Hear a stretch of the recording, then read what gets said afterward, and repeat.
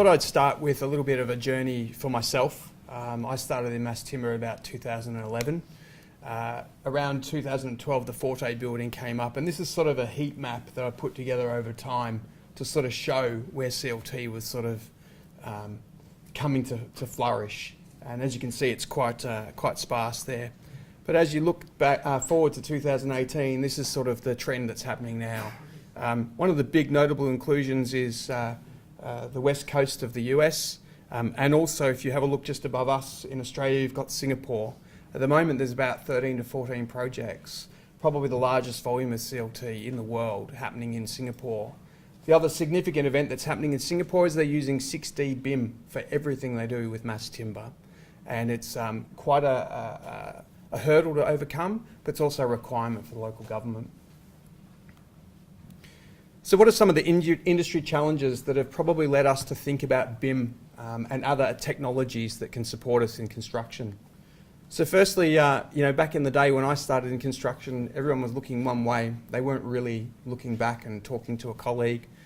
They were all facing in one direction. That one direction was usually a specification or a recipe for a building would come down the line. You'd get that recipe, you'd fill that order, the builder would build it, and the building would go up. And contract negotiations were a little bit like this. And I think Rob will be up next to talk about a few developments in that. But contract negotiations are quite adversarial, certainly not collaborative.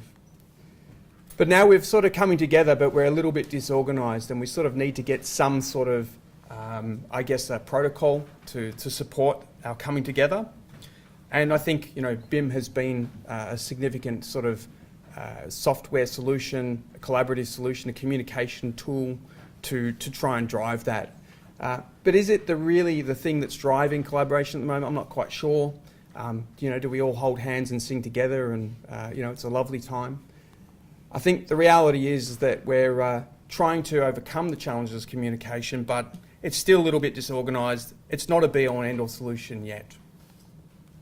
So in one sense, I guess if you're a Public Enemy fan, don't believe the hype is probably the way to go. And the reason for not believing the hype is sort of depicted in this innovation curve. If you have a look at the blue curve there, you'll see that there's quite a gentle bell curve or a slope. Essentially, technologies are triggered and they hit a precipice and they come down. But if you have a look at the red line, you also have this sort of peak of inflated expectations around what technologies can do. And we're certainly in the top of this peak at the moment.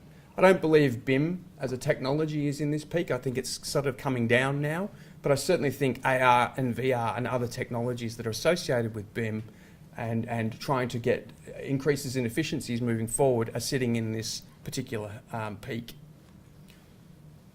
So what is industry requirement? Well, they really require these 5 or 6 elements, especially the efficiency element at the bottom. But also they need to be reliable, they need to be adaptable, and I guess BIM fulfills the alignment scenario. And it's not surprising because if you have a look at a survey of manufacturers all over the world that was taken in around about 2016, 2017, and published by who I would now call a friend, Lech Muziliski at OSU, the majority of the product is custom CLT in mass timber for mass timber manufacturers. The very, very small wedge in the circle on your left is the commodity product, so product that's made to stock. So when you look at things like the mass customization of buildings, it's not surprising we need smarter protocols or tools. And if you have a look at the circle on your right, you'll actually see where those projects are going to. So we look at adoptions for mass customization, and we look at how things might actually progress. And I guess the orange square is where we're sitting at the moment, and I guess BIM fits into that portfolio. So from a collaborative perspective, where people are agreeing what it is they're actually trying to do, we're seeing that you can get mass customization and you can get collaboration. But now we just need the mechanism or the tool or the protocol to bring people together.